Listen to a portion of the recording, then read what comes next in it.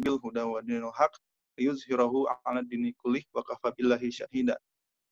Rabbis rohli sodri wa yassir li amri wahlul 'uqdatam min lisani yafqahu qawli. Rabbi zidni ilman warzuqni fahman. Alhamdulillah hari ini kita bisa hadir di diskusi hari ini tentang penelusuran lah jejak Hasan di Bandung, seperti itu. Alhamdulillah, puji syukur kehadirat Allah Subhanahu wa taala yang sudah memberikan nikmat dan karunia-Nya sehingga kita hari ini bisa berkumpul secara online seperti itu. Dan salawat serta salam semoga selalu tercurahkan pada Nabi kita Muhammad Shallallahu Alaihi Wasallam. Nah, tanpa panjang lebar ya, hari ini kita akan mulai saja dari Ustadz Tiar terlebih dahulu, gitu ya. Waktu dipersilahkan kepada Ustadz Tiar, waktunya sampai 20.25, ada 25 menit untuk memaparkan tentang Hasan. Silakan Ustadz, bisa dipaparkan materinya.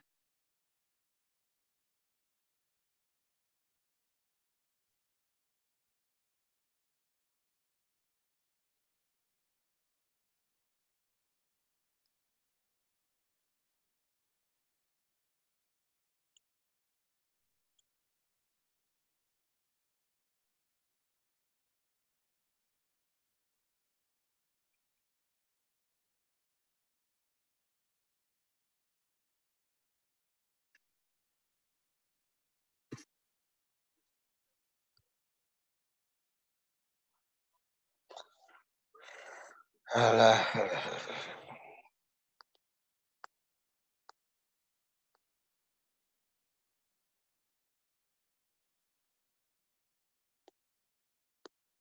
Assalamualaikum, Ustadz, silakan, kita sudah mulai.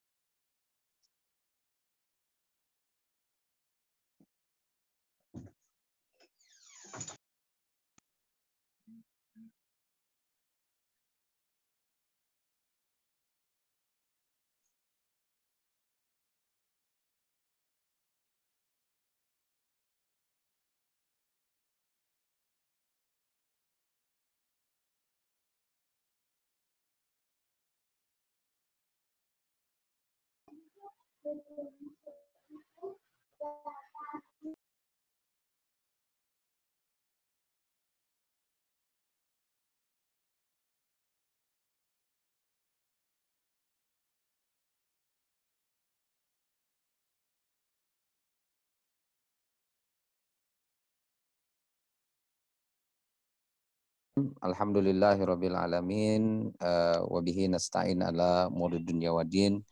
Asyhadu an la ilaha illallah wahdahu la syarikalah wa asyhadu anna Muhammadan abduhu wa rasuluh alladzi la nabiyya wa la rasula ba'dah, amma ba'du. Terima kasih Mas Hadi dan student Rihlah Bandung ya yang sudah mengadakan acara ini. Alhamdulillah, insyaallah malam hari ini kita akan mendiskusikan salah seorang tokoh yang patut untuk selain untuk dikenang juga untuk diteladani sebetulnya jejak langkahnya, terutama dalam konteks dakwah Islam di Indonesia. Tokoh yang akan kita bicarakan ini adalah Ahmad Hasan. Nah, yang menarik Ahmad Hasan ini dia ke Indonesia itu langsung berkiprah, jadi bukan besar dan tumbuh di Indonesia. Karena Hasan ini beliau lahir di Singapura, kemudian menghabiskan waktu umurnya sampai sekitar umur 39 atau 40 tahun itu ya di Singapura. Jadi artinya selama beliau dari kanak-kanak sampai dewasa dan menempa dirinya ya menjadi ahasan seperti yang nanti akan kita kenal, itu seluruhnya ada di Singapura. Jadi ketika datang ke Bandung untuk pertama kalinya, ahasan ini sudah dalam apa ya? Kalau cetakan itu udah jadi gitu ya. Jadi dia sudah jadi orang. Maksudnya sudah siap untuk bertempur, sudah memiliki banyak sekali pengalaman-pengalaman ya. Nah, yang menarik dari ahasan ini adalah pengalaman hidupnya ya. Bahwa Hasan ini kan tumbuh sebagai orang keturunan India. Saya selalu sering mengulang-ulang ini ya dalam berbagai forum soal pendapat saya mengenai kenapa di awal-awal ya Persis atau Hasan itu senang sekali berdebat gitu. Saya punya punya salah satu tesis ya. Ini boleh diperdalam dan menarik ini ya.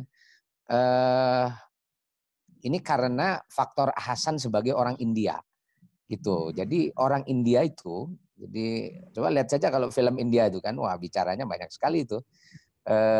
Dan orang India itu memang senang begitu aja, senang senang berdebat, senang bertukar pikiran, beradu argumentasi, beradu logika dan sebagainya gitu.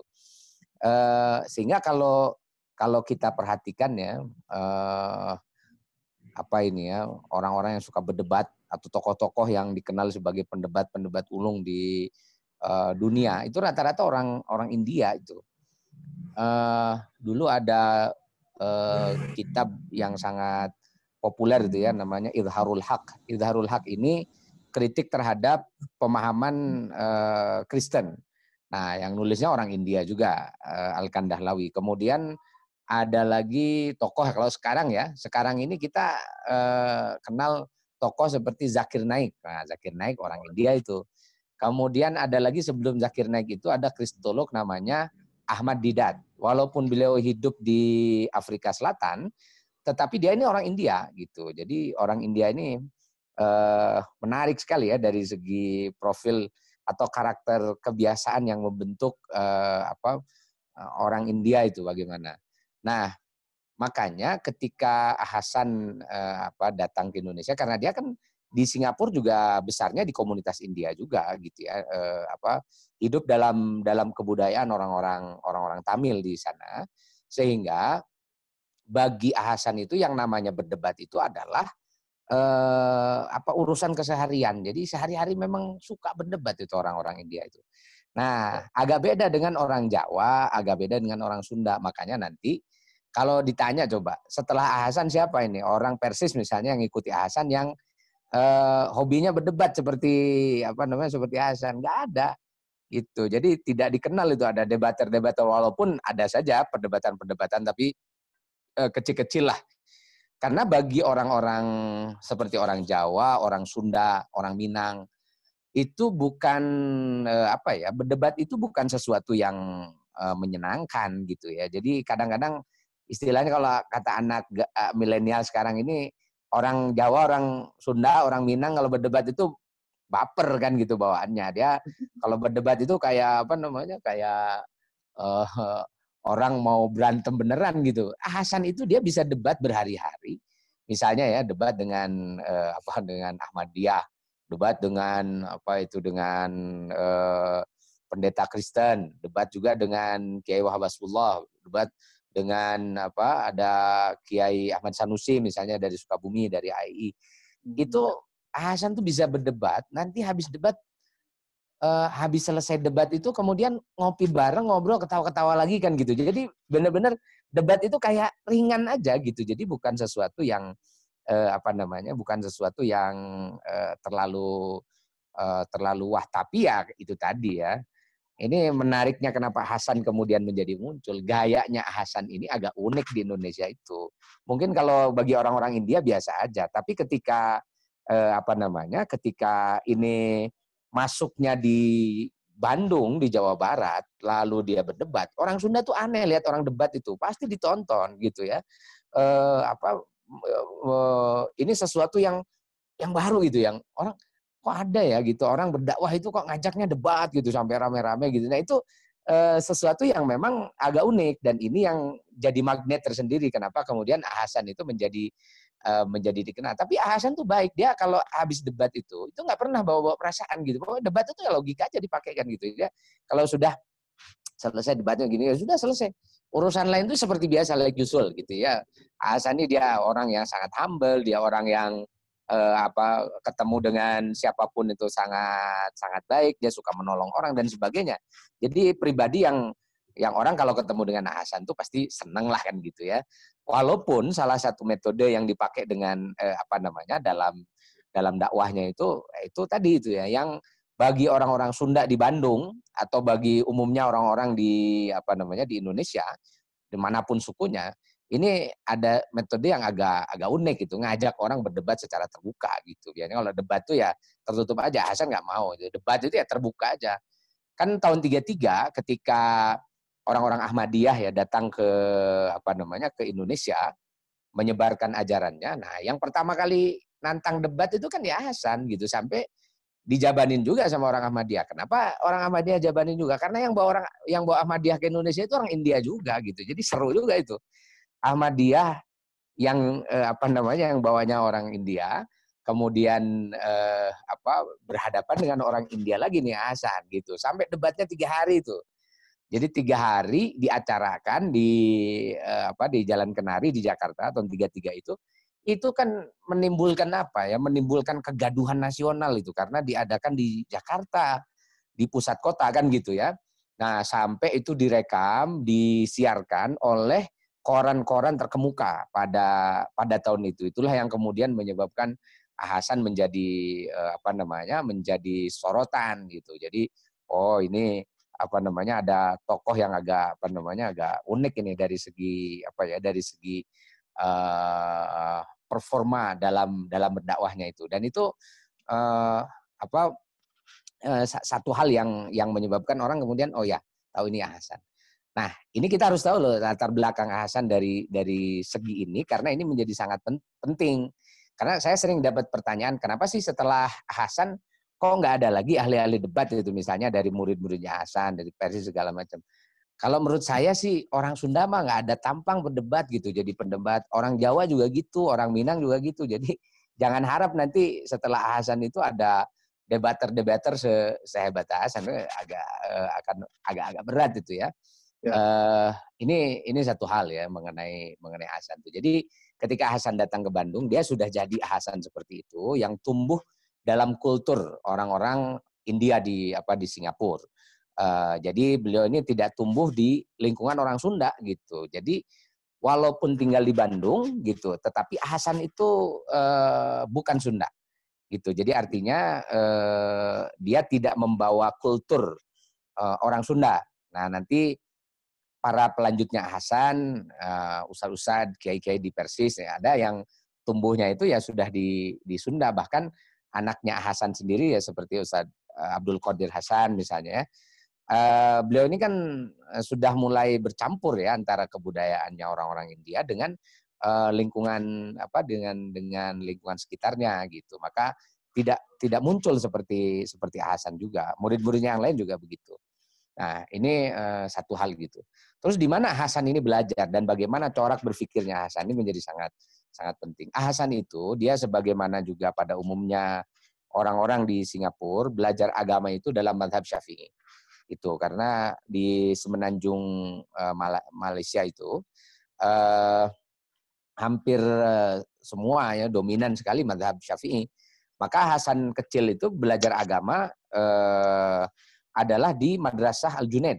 Ya, Madrasah Al-Junaid ini sampai sekarang ada ya kalau kita ke Singapura cari Madrasah Al-Junaid. Tapi sekarang sudah berkembang menjadi madrasah yang modern ya. Dahulu itu adalah madrasah dalam mazhab Imam Syafi'i. Kemudian juga mengajarkan akidah Asy'ariyah, Maturidiyah, gitu. Seperti pada umumnya lah di di Semendang Malaysia. Jadi artinya sebetulnya secara dasar ya, Hasan itu dia belajar dalam mazhab Syafi'i itu gitu. Nah, kemudian ketika Hasan ini sudah mulai tumbuh di Singapura itu, pekerjaannya macam-macam sampai Hasan itu menyenangi atau ini ditakdirkan Allah barangkali ya, ikut menjadi redaktur di satu majalah yang penting ya di Singapura, namanya majalah Utusan Melayu. Gitu. Jadi majalah Utusan Melayu ini itu yang nanti menempa Hasan. Dia mulai ketemu dengan banyak sekali tokoh-tokoh. Jadi ternyata pada masa Hasan tumbuh itu sudah mulai muncul itu perdebatan-perdebatan, diskusi-diskusi mengenai topik pembaharuan Islam. Atau ada istilah kaum tua, kaum muda waktu itu ya. Jadi ada muncul kaum muda. Siapa ini kaum muda itu? Kaum muda ini adalah kelompok yang dia berusaha untuk melakukan pendekatan baru di dalam dakwah. Itu. Nah, pendekatan baru ini tentu adalah dari segi metode, kemudian yang lebih penting adalah ada dari segi pemikiran ya. Pemikiran baru itu misalnya nanti muncul pemikiran dari Muhammad Abduh, kemudian dari Rashid Ridho, dan Muhammad Abduh dan Rashid Ridho ini juga banyak memperkenalkan pemikiran-pemikiran Muhammad bin Abdul Wahab misalnya gitu.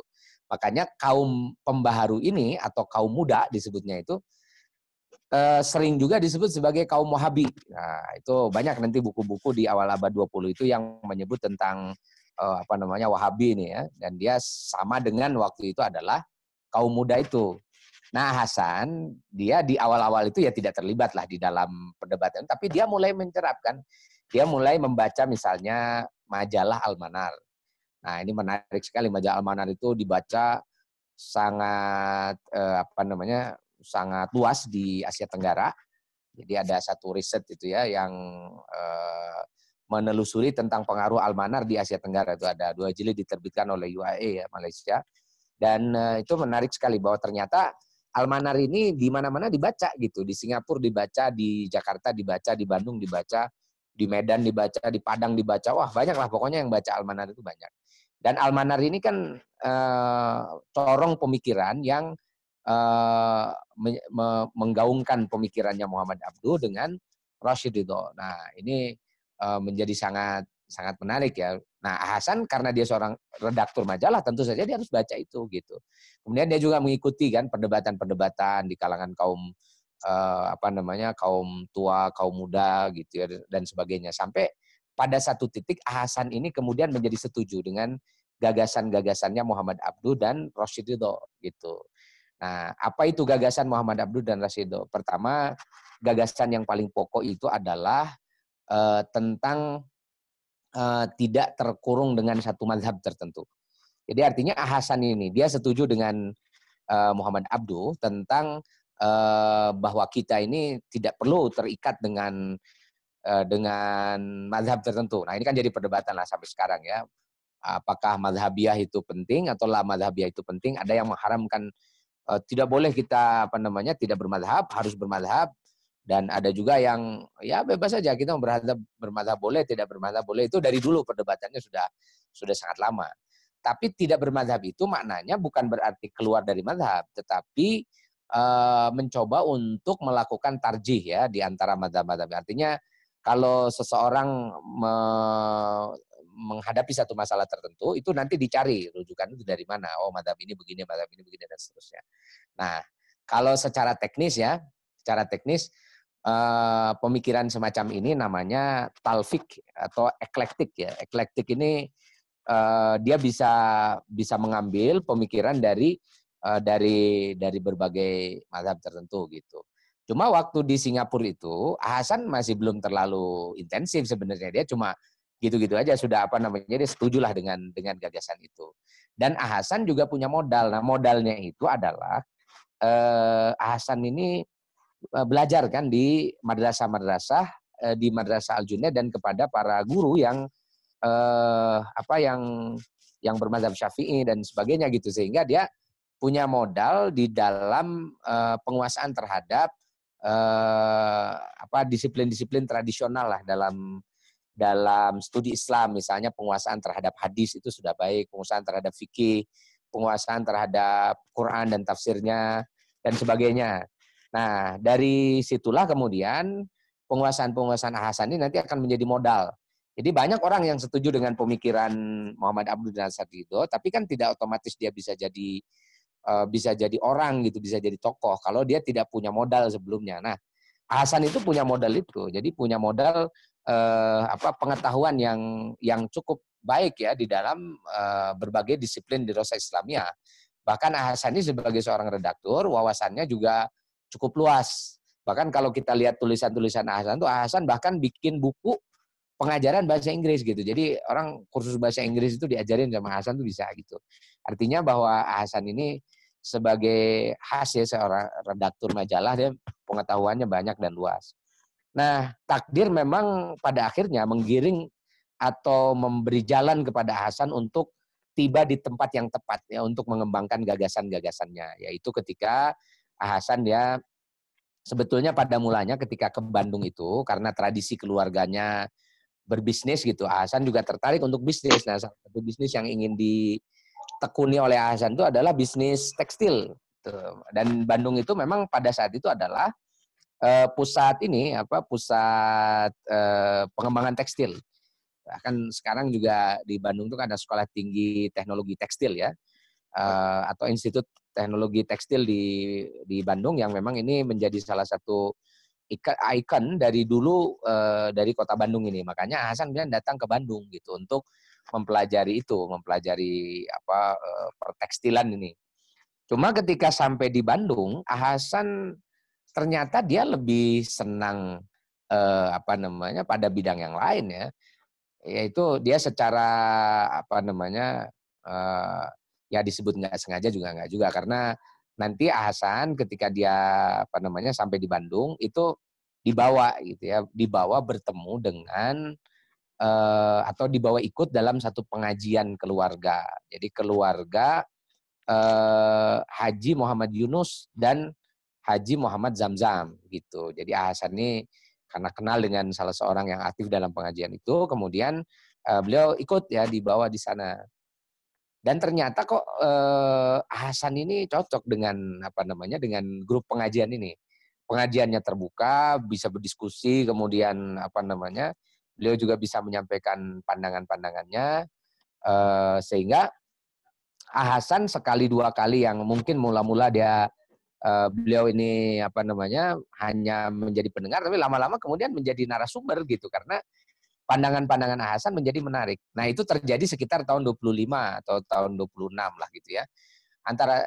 Pada tahun itu sudah berdiri perkumpulan tadi pengajian itu ya, namanya Perkumpulan Pengajian Persatuan Islam atau Persis gitu. Jadi Persis itu lebih dulu berdiri sebelum Hasan datang. Jadi artinya Hasan itu bukan pendiri Persis. Tapi Hasan nanti menjadi pemberi corak bagi pemikiran dan ideologi Persis karena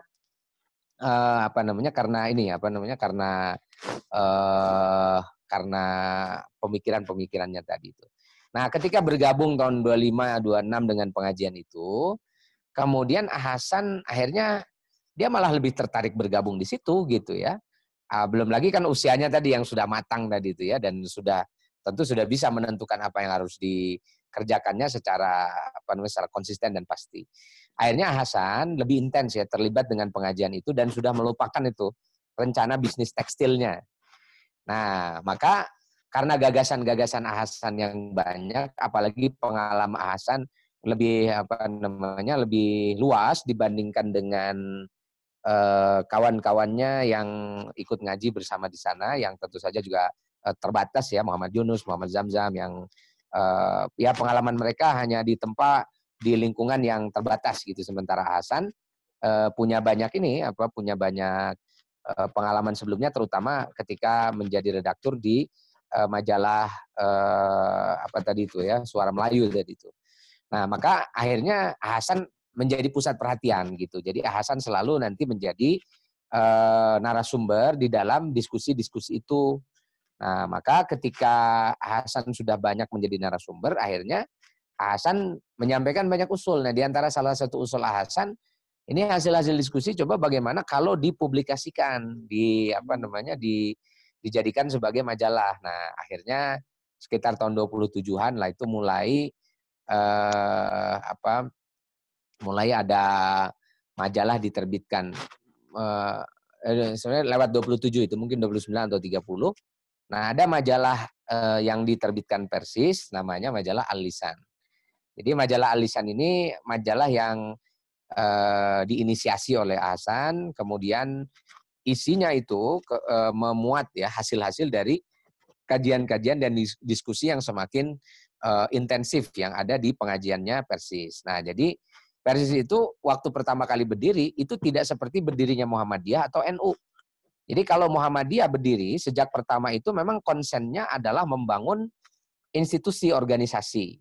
Gitu. Misalnya Muhammadiyah pertama kali berdiri, apa yang dikerjakan? Wah, bangun sekolah, bangun Darul Aitam, kemudian membangun klinik-klinik kesehatan, dan itu disebarkan kemana-mana sampai sejak awal berdirinya Muhammadiyah memang sudah membangun jejaring organisasinya.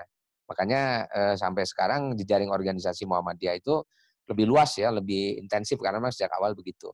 Begitu juga dengan NU. Jadi NU itu awal berdiri adalah penyatuan pesantren-pesantren, terutama di Jawa ya. Nanti juga ada bergabung dari Kalimantan Selatan, dari Sumatera dan beberapa yang lain. Tetapi yang paling intensif itu di Jawa. Nah, jadi NU itu dia sudah punya jejaring sejak awal. Nah, beda dengan Persis. Jadi Persis itu dia lahir dari kelompok diskusi. Jadi kelompok diskusi yang di situ ada Hasan, sehingga menjadi semacam simbiosis mutualisme antara Persis dengan Hasan. Pertama, Persis dengan kedatangan Hasan kemudian menjadi terkenal namanya, karena sebelumnya itu kan cuma pengajian biasa aja, majelis taklim biasa lah kan gitu. Tapi ketika ketemu dengan sosok Hasan, Persis menjadi dikenal karena memang Hasan itu dia membawa nama Persis. Yang kedua, Hasan juga bersama dengan Persis ini mendapatkan fasilitas. Apa yang difasilitasi oleh Persis yaitu gagasan-gagasan Hasan diberi ruang. Nah, ruangannya itu apa? Ruangannya itu adalah tempat diskusi. Yang kedua, support penerbitan majalah. Nah, itu ya, sampai orang-orang di grup pengajiannya Persis ini sangat support pada apa yang dilakukan oleh Hasan. Nah, ini menjadi menarik ya. Kenapa menerbitkan majalah waktu itu menjadi sangat penting? Nah, jangan dibandingkan dengan sekarang. Sekarang arus informasi itu kan disruptif ya. Disruptif ini ya orang di mana-mana sekarang sudah tidak terlalu membutuhkan majalah ya. Majalah itu bahkan sekarang ini menjadi informasi sumber informasi entah tersier atau keberapa gitu ya. Mungkin sumber informasi ketujuh ya. Karena setiap orang sekarang bisa menjadi sumber informasi. Nah, tapi pada saat itu, pada masanya yang namanya majalah itu adalah sumber informasi utama. Nah, selain radio terbatas yang punya radio saja.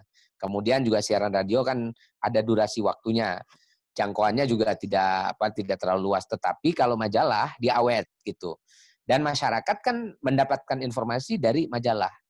Nah, biasanya majalah-majalah yang terbit pada masanya Hasan itu ketika ada di Bandung, isinya tentang berita politik. Kemudian tentang masalah-masalah luar negeri dan sebagainya lah kan gitu ya. Ternyata Hasan ketika menerbitkan majalah ini dia punya corak yang agak unik gitu. Apa coraknya? Nah, coraknya itu majalahnya Hasan itu isinya ngaji. Nah, ini unik sekali. Ini belum dikerjakan oleh siapapun waktu itu. Jadi ketika Hasan menerbitkan majalah Al-Lisan itu isinya kajian fikih, kajian tafsir, kajian hadis gitu. Kalau sekarang sih udah nggak aneh ya karena sudah sangat banyak yang model begitu. Tapi pada tahun 20-an, tahun 30-an ini unik sekali. Nggak ada majalah isinya itu ngaji gitu ya. Kalau majalah ya isinya politik, majalah ya isinya berita-berita mengenai apa yang kejadian pada saat itu yang penting dibicarakan. Tapi Hasan dia tidak terlalu menitik beratkan pada itu, tetapi dia lebih senang dengan pengajian itu isinya, makanya pengajian ya majalah Al-Lisan itu. Orang kemudian menjadi senang juga selain tadi ada majalah sebagai sumber informasi, maka isi dari Al-Lisan yang juga unik ini menjadi pusat perhatian. Nah, sehingga alisan itu dalam jangka waktu yang tidak terlalu lama kemudian tumbuh gitu ya, banyak audiensnya, banyak pembacanya. Nah, karena waktu itu kalau ingin belajar agama kan terbatas. Terbatas itu kalau mau belajar agama ya harus sama kiai, ikut pengajian paling gitu. Kemudian informasi agama itu hanya bisa diakses oleh orang-orang yang menguasai bahasa Arab dengan baik dari kitab-kitab kitab-kitab kuning. Nah, tapi Hasan mempermudah orang belajar agama. Jadi dia bisa belajar fikih, belajar hadis, belajar Quran dengan membaca dari Latinnya. Quran diterjemahkan, hadis diterjemahkan, kitab fikih dimudahkan, konsultasi bisa menggunakan bahasa Indonesia dan seterusnya, ya, atau bahasa Melayu waktu itu ya. Nah, ini yang orang kemudian menjadi responsif terhadap majalah ini. Kita bisa bayangkan tiras majalah ini pada sekitar tahun 30-an itu melebihi dari jumlah yang ikut aktif dengan Persis ya. Persis itu punya anggota sekitar 500 orang. Tapi jumlah majalah yang diterbitkan itu sekitar eksemplarnya itu sekitar 10.000 eksemplar. Nah, kalau 10.000 itu kan yang baca berapa? Kan berarti sangat sangat luas dan memang audiensnya itu tersebar dari mulai Medan, Padang, Nusa Tenggara Barat, Mataram ya, kemudian di Bima, kemudian sampai juga di tahun 8 sampai juga ke Sulawesi dan seterusnya gitu. Jadi audiens dari majalah ini cukup cukup luas. Nah, sehingga nama Hasan dan nama Persis juga nama majalah Alisan. Nanti setelah menerbitkan Alisan tahun 30-an berikutnya nanti diterbitkan ada majalah kedua namanya Pembela Islam, tapi sama-sama dikerjakan oleh Hasan juga. Nah, jadi ini menarik ya, Hasan tuh pertama tadi dia memperkenalkan satu metode dakwah yaitu berdebat. Yang kedua, beliau memperkenalkan metode dakwah yaitu dengan menuliskan kajian-kajian agama itu di dalam bentuk majalah yang terbit secara berkala. Yang ini membuat satu arus informasi baru yang tadinya informasi itu monopolistik mengenai agama hanya ada di kiai dan di pesantren-pesantren. Tetapi ketika Hasan menerbitkan buku ini maka informasi agama menjadi lebih luas lagi. Nah, tentu Hasan juga tidak ujuk-ujuk begitu. Dia mengambil contoh itu ya dari majalah Al-Manar, karena Al-Manar itu kan isinya kajian Islam. Cuma Al-Manar kan berbahasa Arab itu, terbatas orang yang bisa bahasa Arab. Nah, sehingga majalahnya Hasan itu menjadi salah satu alternatif di wilayah yang berbahasa Melayu ya, di Singapura, di Malaysia. Karena audiens Hasan ini juga sampai ke sana, sampai ke Singapura, sampai ke Malaysia juga. Nah, sehingga ini menjadi salah satu hal baru di Indonesia dalam konteks dakwah Islam dan ini menjadi sangat sangat penting. Itu kiprah Hasan. Terus yang berikutnya yang ketiga yang dilakukan Hasan itu dalam dalam dakwah, walaupun ini bukan yang pertama kali ya Hasan itu, tapi di Bandung ini termasuk pelopor, yaitu menyelenggarakan pesantren tetapi dengan metode yang lebih modern, bukan dengan metode pesantren salafiyah atau pesantren tradisional gitu. Ini hanya metode saja. Jadi metodenya agak berbeda. Jadi Hasan itu dia merancang kurikulum yang terstruktur, kelas-kelas yang yang juga terstruktur gitu ya dalam jangka waktu tertentu. Nah, itu dengan metode-metode semacam ini yang disebut dengan metode klasikal itu dibuat oleh Hasan dalam lembaga pendidikan yang didirikannya tahun 36 yaitu Pesantren Persatuan Islam. Sehingga ini menjadi salah satu model dalam perkembangan sejarah pesantren di Indonesia. Jadi kalau pesantren itu ada dua jenis yang besar ya. Ada pesantren salafiyah, jadi pesantren yang model yang dikembangkan oleh NU ya. Kemudian ada pesantren kholafi. Pesantren kholafi ini sering juga disebut pesantren modern. Nah, itu yang awal-awal mendirikan model pesantren kholafi itu adalah ayahnya Hamka, Haji Rasul ya di Sumatera, yaitu mendirikan pesantren Tawalib. Nah, jadi sebelum pesantren Persis berdiri sudah berdiri lebih dulu itu pesantren Tawalib. Model Tawalib ini kemudian dikembangkan juga ada di Gontor ya, karena pendiri Gontor ini alumni Tawalib juga. Gontor kemudian memix ya pendekatan tawalib dengan beberapa pendekatan yang lain sehingga lahirlah model pesantren Gontor tahun 26. Jadi 10 tahun sebelum Hasan mendirikan pesantren. Kemudian juga nanti ada model pesantren di Solo, namanya Manbaul Ulum. Ini juga model pesantren modern di mana juga pendiri Gontor adalah salah satu yang pernah belajar di Manbaul Ulum itu. Jadi pendiri Gontornya belajar di Manbaul Ulum, belajar di Tawalib dan juga belajar pada kiai-kiai secara tradisional dan akhirnya dimixkan kurikulumnya itu kemudian lahirlah Gontor gitu ya. Nah, Hasan ini untuk konteks Bandung mungkin boleh dikatakan sebagai pelopor karena sewaktu Hasan mendirikan pesantren Persis di Bandung itu belum ada pondok pesantren dengan pola pola pendidikan yang pesantren modern begitu. Nah, nanti kurikulumnya kemudian pesantrennya itu modelnya dicatat oleh Mahmud Yunus, beliau mengadakan penelitian tentang pesantren yang ada di Indonesia. Salah satunya adalah pesantren yang didirikan oleh Hasan itu. Nah, ini semua ini dikerjakan oleh Hasan di Bandung itu dan kemudian menjadi monumental dan sampai hari ini. Jadi ketika Persis ini berkembang terus ya menjadi organisasi, murid-muridnya banyak, di antara murid Hasan itu ada Muhammad Nasir, ada Isa Ansori, ada Endang Abdurrahman, ada Abdul Qadir Hasan, kemudian ada Fahrudin Al-Kahiri dan sebagainya, itu banyak sekali nanti murid-murid Hasan. Nah, murid-murid Hasan ini mengembangkan hampir semua yang dikerjakan oleh Hasan kecuali tradisi berdebat. Itu yang tidak bisa dikembangkan itu dari Hasan itu adalah berdebatnya itu ya.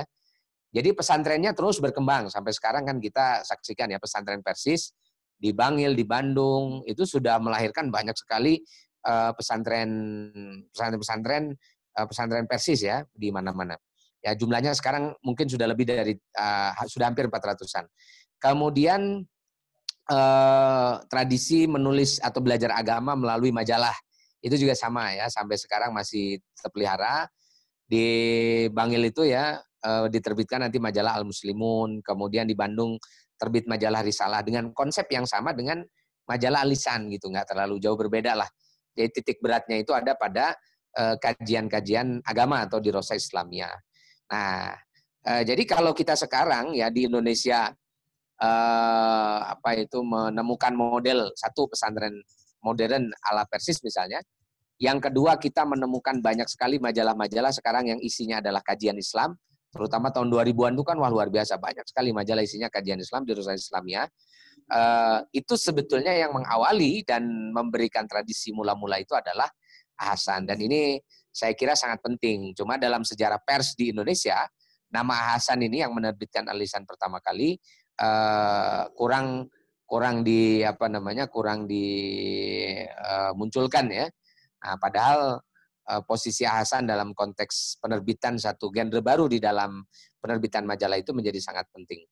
Nah, saya kira begitu ya, karena ini kita bicaranya soal Hasan yang ada di Bandung ya, kita batasi sampai periode Hasan selesai Bandung, karena nanti tahun 39 Hasan tuh ya balik ke Bangil, nanti dari Hasan Bandung jadi Hasan Bangil gitu. Nah, apa yang dilakukan Hasan di Bangil tentu agak sedikit, ya walaupun tapak-tapak pokoknya tetap seperti yang di Bandung, tetapi nanti ada keterbatasan tertentu ketika Hasan ke Bangil ya, dan di Bangil Hasan praktis lebih banyak pertama mengelola pesantren, yang kedua, nah di Bangil itu beliau lebih banyak mengurusi penerbitan buku ya, karena majalahnya sudah agak sulit untuk diterbitkan, masih dikelola di Bandung.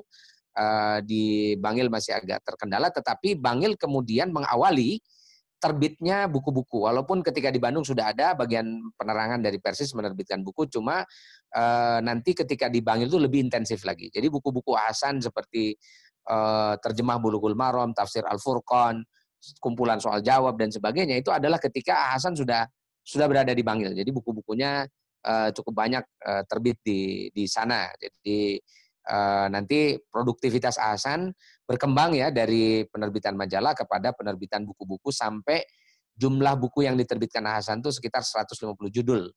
Nah, ini saya kira menjadi sesuatu juga yang sangat penting karena Hasan mewariskan tradisi literasi di dalam pemikiran dan pengkajian Islam di Indonesia itu cukup ekstensif. Sehingga kalau orang mau mencari bagaimana sih corak pemikiran dari kelompok modernis di Indonesia, itu pasti ya rujukan di awal abad 20 itu akan kembali kepada kepada tokoh yang bernama Hasan bin Ahmad ini atau Ahmad Hasan.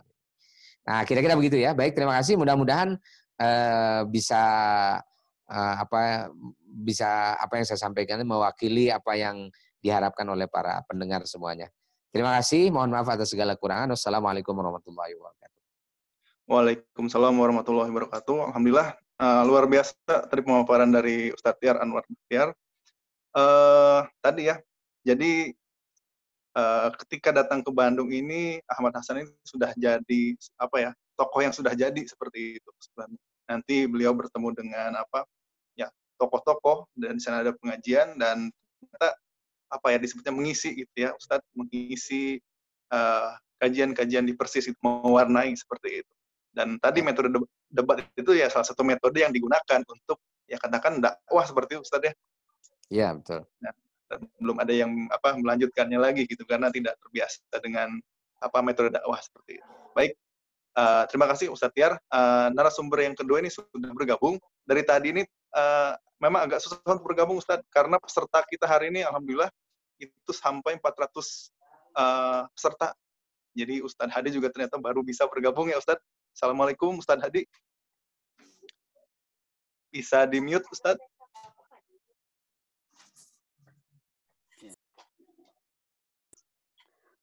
Assalamualaikum Ustadz. Selamat malam.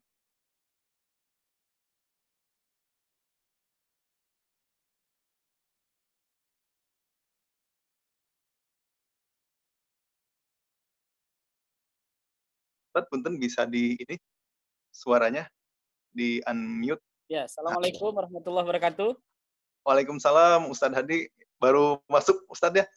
Ya, mohon maaf ya. Tadi baru banyak sekali alhamdulillah pesertanya ya. Baik. Baik, saya langsung persilahkan Ustadz, waktunya dibatasi mungkin sampai 20 menit ya Ustadz, cukup? Baik. Ya, silakan. Bismillahirrahmanirrahim. Assalamualaikum warahmatullahi wabarakatuh. Salam takzim kepada guru sekaligus sahabat Ustadz Dr. Tiar Anwar Bahtiar. Jadi ini panitia sebenarnya ngerjain saya juga ini, karena beliau ini adalah guru saya, beliau sahabat saya, mentor saya sejak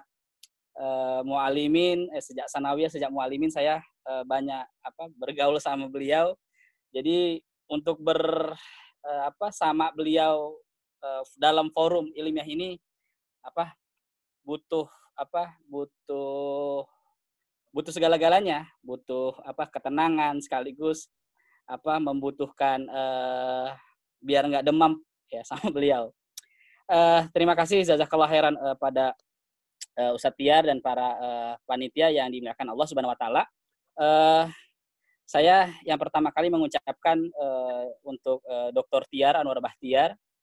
Beliau adalah salah satu sejarawan Persis dan sejarawan umat Islam yang usaha beliau cukup membuat kita tersadarkan tentang Hasan. Bahkan beliau sempat mengelola majalah penerbitan di yang beliau kelola, menerbitkan bukunya Ahmin Haji, yaitu disertasi disertasi Ahmin Haji yang sempat menjadi guru besar di UIN Yogyakarta. Itu disertasi tentang Hasan, dan Dr. Tiar kemudian menerjemahkan sekaligus memberi makna dari disertasinya Ahmin Haji. Walaupun sebelum Dr. Ahmin Haji, saya ingin menyampaikan tadi, menarik apa yang Ustadz Tiar sampaikan. Fokus kita adalah hari ini membahas tentang Hasan di Bandung. Yang pertama, dalam forum diskusi ini saya ingin menyampaikan ketika Hasan kemudian bersama kawan-kawan Persatuan Islam di Lengkong, Jalan Lengkong nomor 90 Bandung, itulah terbit majalah Pembela Islam yang saat itu dipimpin oleh Ahsan. Ini majalahnya. Saya alhamdulillah cukup lengkap. Dan majalah pembela Islam inilah yang diterbitkan oleh Komite Pembela Islam. Nah, di forum ini juga kemudian kita menjadi tertuntut orang-orang di sekitar Ahsan sewaktu Ahsan di Bandung, seperti Sobirin, seperti Fakhruddin Al-Khairi, karena selama ini memang yang dikenal di masyarakat publik, orang yang dekat kepada Ahsan adalah M. Natsir, kemudian Rusyad Nurdin, lalu orang-orang di sekitarnya seperti A.A. Banama, Ali Harlah, lalu Fakhruddin Al-Khairi, Sobirin, ini banyak tidak dikenal ya, di publik ya. Nah, padahal khususnya Sobirin dan Fakhruddin Al-Khairi ini cukup banyak membantu Ahsan dalam gerakan-gerakan dakwah Islam di Bandung, wabil khusus Komite Pembela Islam yang kemudian menerbitkan majalah Pembela Islam. Itu yang pertama. Nah, yang kedua, semakin kita membuat kita semangat adalah buku-buku Ahsan, belum buku-buku biografi ya, belum semasif ya, sebanyak tokoh-tokoh pergerakan Islam seperti Syekh Hashim Asy'ari, banyak sekali nulis biografi, buku-buku sejarahnya. Lalu kemudian Ahmad Dahlan, tokoh Muhammadiyah banyak sekali. Nah, Ahsan ini yang dalam penelusuran saya,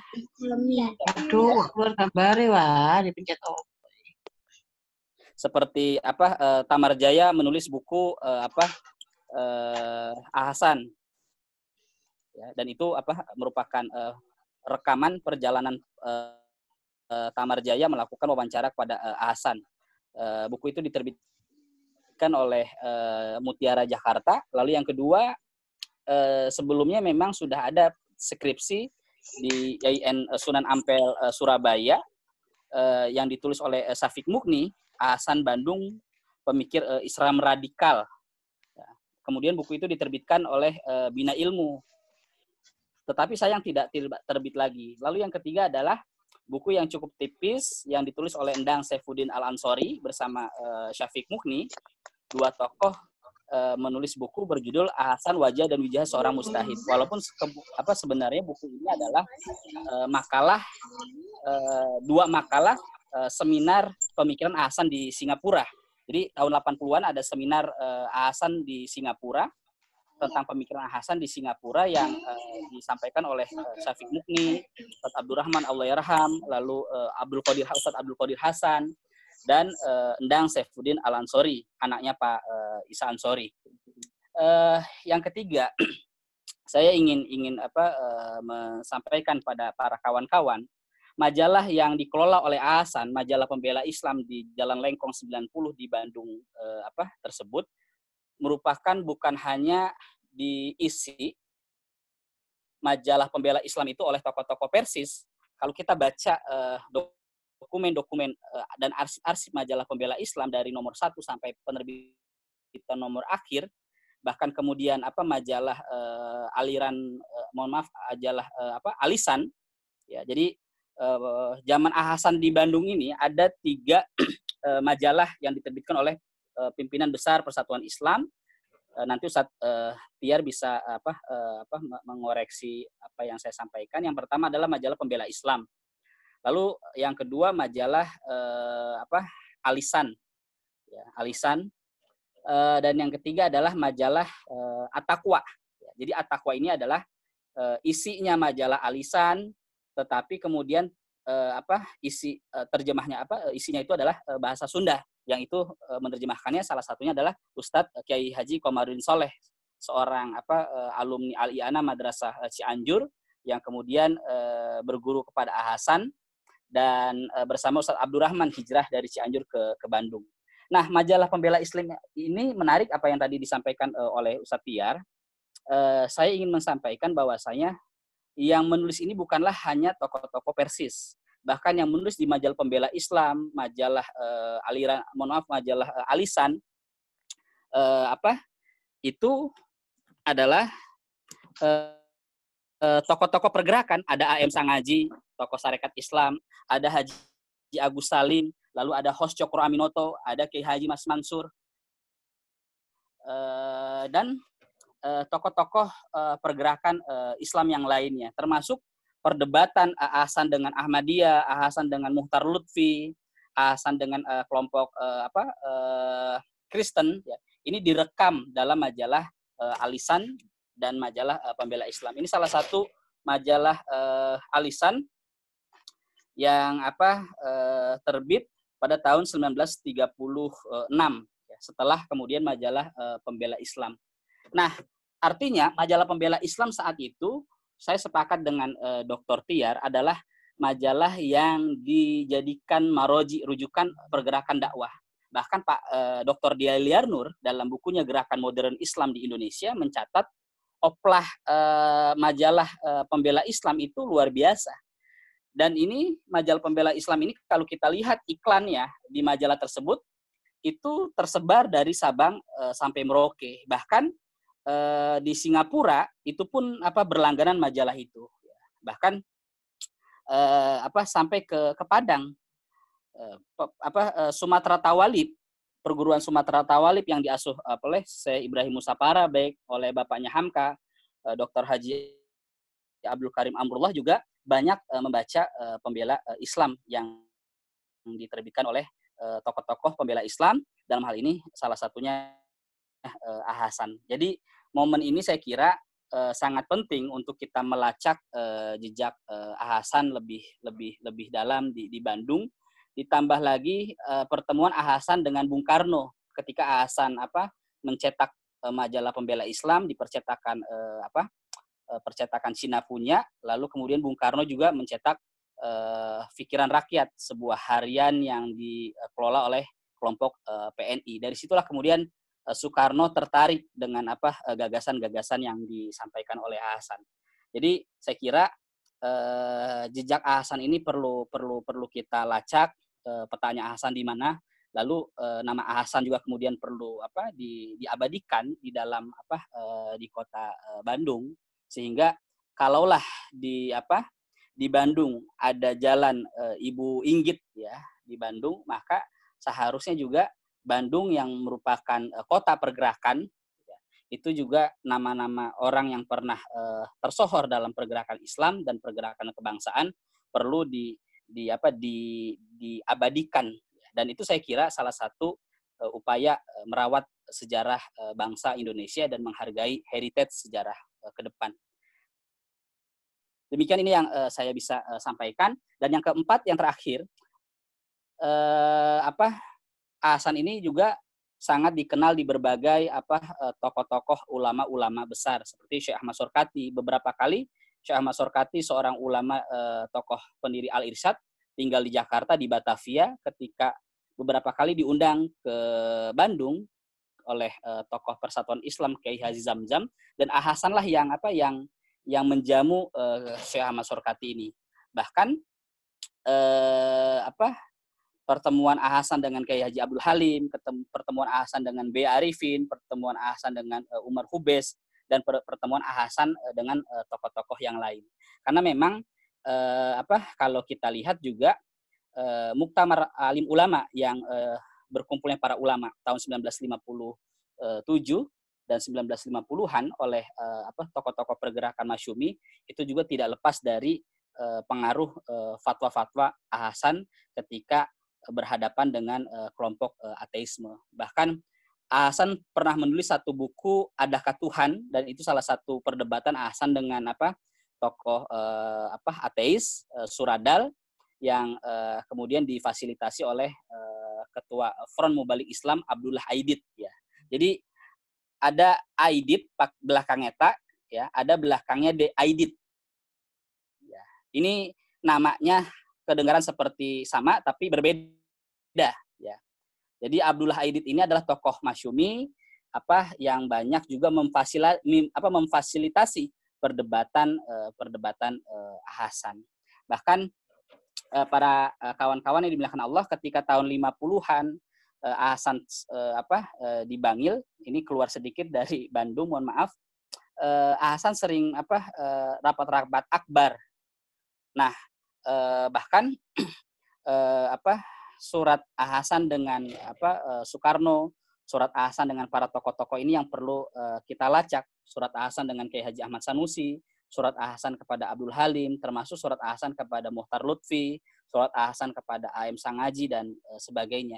Dan kalau dalam catatan DP Sati Alimin, Rubai Wijaya dan tokoh-tokoh yang pernah bertemu dengan Hasan, karena kalau kita baca buku Pak Tamarjaya itu ada tulisan Pak DP Sati Alimin. Nah, Sati Alimin ini adalah pamannya Pak Rusyad Nurdin yang tokoh di balik yang menghimpun Kapita Selekta. Jadi dari Payakumbuh, Sumatera Barat, jauh-jauh dari Payakumbuh ingin bertemu Hasan ke Bandung. Ketika melihat Hasan tulisan yang begitu membaca Hasan tulisan yang begitu tajam, tetapi ketika melihat Hasan dengan begitu baik, pergaulannya dengan begitu baik, dari situlah kemudian dalam catatan Pak DP Sati Alimin, Hasan ini adalah orang yang berdebat.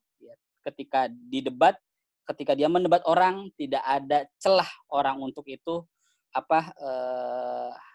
pokoknya Hasan itu harus menang hujahnya. Tetapi sekeras-kerasnya Hasan mengkritik orang, Hasan itu sangat lentur ya, dalam pergaulan, memuliakan tamu dan sebagainya. Bahkan kalau kita lihat perdebatan Hasan dengan Ahmadiyah baik di Bandung maupun di Batavia, ya, tidak pernah Hasan mencela menyerang pribadi tokoh-tokoh Ahmadiyah. Justru dari tokoh Ahmadiyah itulah ketika menerima hujah dalil yang disampaikan Hasan dengan cukup kuat, penyampaiannya cukup bijaksana, berapa banyak kemudian tokoh yang lawan Hasan kemudian menjadi kawan. Salah satunya adalah tokoh Mubalik Ahmadiyah yang kemudian kembali lagi kepada agama Islam yang benar. Demikian itu pengantar yang saya bisa sampaikan. Jadi mudah-mudahan forum inilah yang kemudian mengenalkan kita kepada Hasan. Ini ada majalah Hujatul Islam ya, tahun 1956. Majalah ini resmi diterbitkan oleh pimpinan Pusat Persatuan Islam. Ketua redaksinya adalah Pak Rubai Wijaya yang cukup punya pengaruh ya dalam membantu gerakan dakwah Hasan baik di Bandung, di Bangil, termasuk ketika Hasan di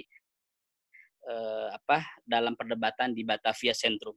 Sekian, terima kasih. Assalamualaikum warahmatullahi wabarakatuh.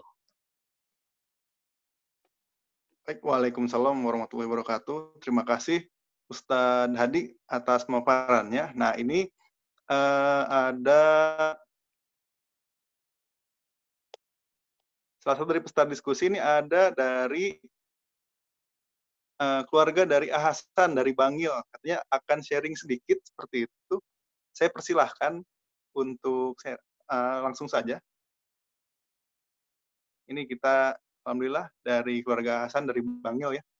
Silakan langsung saja di unmute dan silakan barangkali ingin sharing tentang tokoh yang sedang kita bahas hari ini. Mangga dipersilahkan. Kita ada tambahan dulu sedikit ya. Mungkin 5 menit sampai 10 menit saya berikan waktunya. Dari siapa Lubabut atau Unaisah Abbas katanya seperti itu ya. Silakan.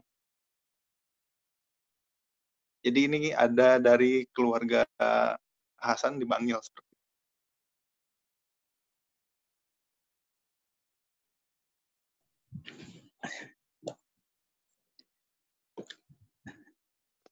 Iya Mas, Bismillah. Bismillahirrahmanirrahim. Assalamualaikum warahmatullahi wabarakatuh. Waalaikumsalam warahmatullahi wabarakatuh. Afwan sebelumnya ya, terima kasih pada Mas moderator telah memberikan kesempatan. Ini juga impromptu ya, dadakan. Jadi mungkin sedikit sharing lah ya, karena tentu untuk masalah pergerakan beliau, kemudian hal-hal yang tercatat dalam tulisan-tulisan sejarah maupun dokumentasi sejarah tentu Ustadz Tiar dan Ustadz Hadi jauh lebih memahami lah ya. Jadi mungkin saya ingin sharing tentang mungkin beberapa kisah-kisah yang disampaikan secara turun-temurun lah ya, dari cucu-cucu beliau, kemudian dari keluarga-keluarga beliau.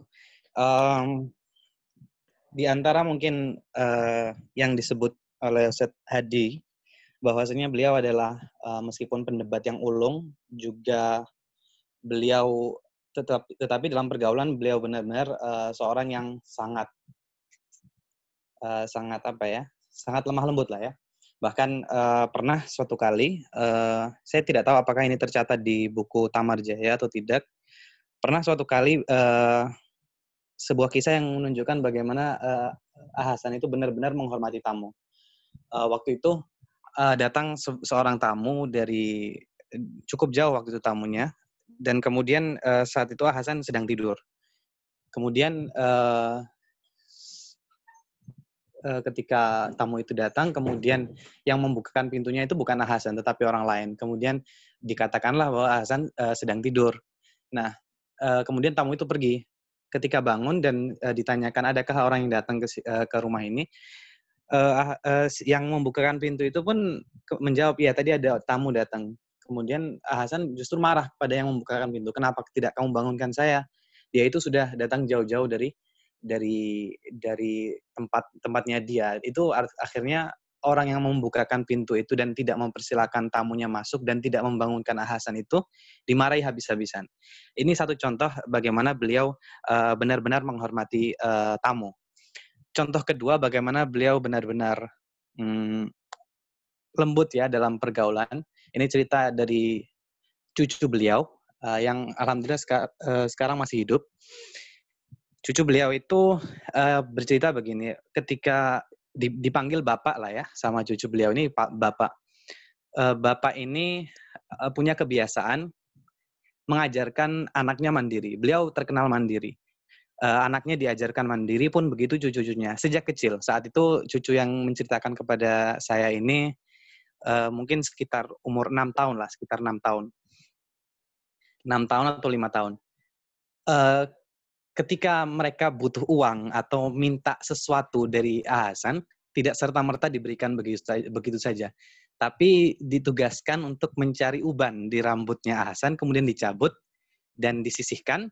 Barulah setelah itu Hasan memberikan uang, ya koin lah, dengan jumlah yang pantas bagi anak kecil yang sudah disediakan di meja belajarnya itu. Ini salah satu contoh bagaimana Hasan mengajarkan kemandirian kepada cucu-cucunya, tentu anak-anaknya juga begitu.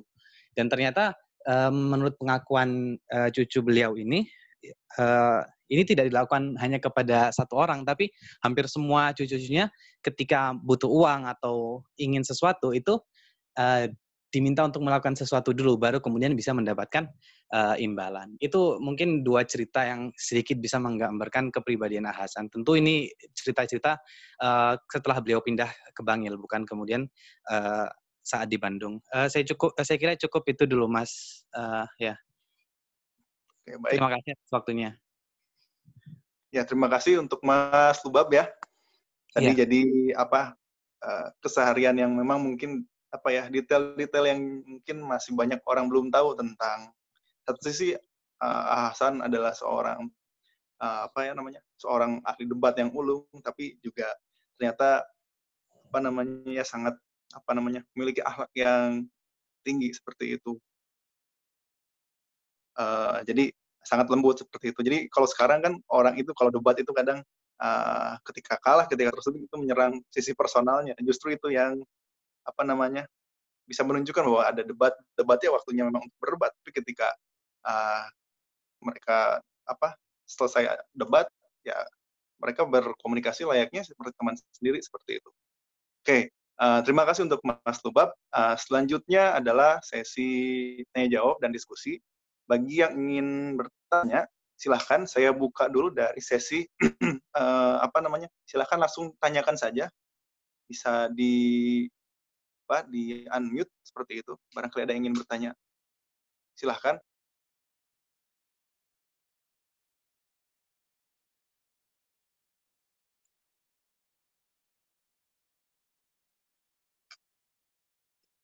Apabila ingin bertanya langsung itu silahkan di unmute saja menu di Zoom-nya dan bisa bertanya langsung seperti itu. Silakan. Atau coba saya bacakan saja ya, ini beberapa pertanyaan yang masuk. Oke. Ini ada pertanyaan dari Noval Algozi. Assalamualaikum Ustadz. Izin bertanya, saya pernah baca di suatu buku yang menyebutkan bahwa Ustadz Hasan itu pernah berbaiat pada Kartosuwiryo seperti itu. Di saat diutus oleh Muhammad Natsir, ya mungkin pada saat itu sedang menjadi perdana menteri ya, dengan perantara Sanusi Partawijaya dan Ghazali Tuzi yang waktu itu menjabat di Majelis NI. Apakah benar kabar seperti itu? Mohon maaf sebelumnya takut menyinggung. Itu pertanyaan yang pertama. Langsung saja, mungkin Jawab dulu aja ya. Langsung jawab ya. Iya, baik. Ya, Enggak. Ini mengenai riwayat Hasan berbaiat pada Kartosuwiryo itu dimuat atau dituliskan oleh Ustadz Irfan Suryahadi Awas ya di buku itu soal DITI dan Kartosuwiryo. Bukunya masih terbit sampai sekarang. Cuma ini problemnya itu adalah problem metodologis ya dalam dalam sejarah ini. Pertama, sumber tentang berita Hasan berbaiat pada Kartosuwiryo itu adalah sumber lisan. Jadi artinya konon. Nah, ini kalau sudah pakai konon itu berarti kan kalau dalam bahasa Arab namanya ruya ya, diriwayatkan. Entah siapa yang meriwayatkan walaupun di situ disebutkan orang-orangnya. Itu tapi sebenarnya satu sumber saja. Itu dari orang yang konon katanya melihat Hasan berbaiat kepada kepada Kartosuwiryo. Tapi berita ini tidak terkonfirmasi. Tidak terkonfirmasi itu pertama, tidak ada misalnya catatan baik itu dari Hasan maupun dari mana-mana gitu yang menyatakan baiatnya kepada Kartosuwiryo. Kemudian saya juga belum pernah mendengar dari keluarga Hasan tentang bagaimana posisi Hasan terhadap NII Kartosuwiryo gitu ya, terutama soal baiat ini. Ini adalah betul-betul berita dari pihak pendukung NII, jadi atau dari pihak NII lah kira-kira begitu. Jadi kalau ini beritanya dari pihak NII, kalau secara informasi, kalau kita analisis berdasarkan metodologi sejarah, ini adalah satu sumber yang tidak terkonfirmasi, artinya tidak bisa dijadikan sebagai hujah.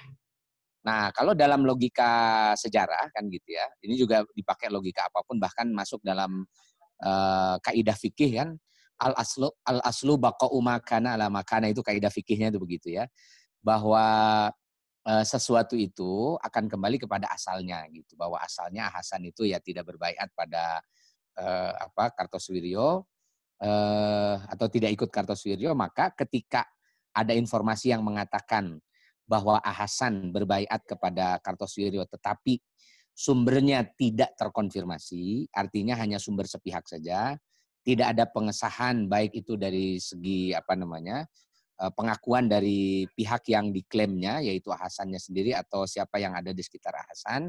Kemudian tidak ada juga catatan penguat, apakah itu misalnya ada tulisan atau apa gitu, tidak pernah ditemukan, sehingga sumber ini diragukan.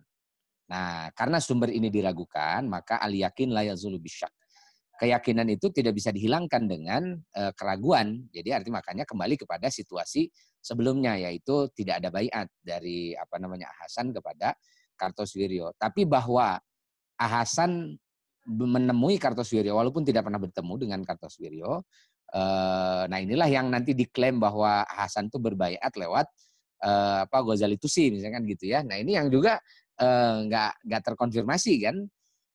Kita tidak tahu apa yang diomongkan Hasan dengan Ghazali Tusi, hanya diklaim aja baiat. Nah, siapa tahu bukan baiat, itu ngobrol biasa, diskusi dan sebagainya gitu. Kita kan nggak dapat keterangannya yang yang rinci mengenai bagaimana pertemuan Hasan dengan Gojalitus itu, karena dua-duanya hanya cerita ini hanya didapatkan dari rumor-rumor saja, ruya-ruya yang tidak jelas ini diriwayatkan dari siapa. Cuma sayang ini ya, Ustadz Irfan Suryadi Awas ketika memasukkan informasi ini tanpa kritik gitu ya, tidak menggunakan kritik yang standar di dalam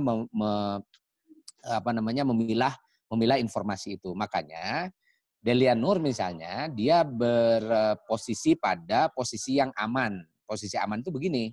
Jadi ketika beliau menceritakan bahwa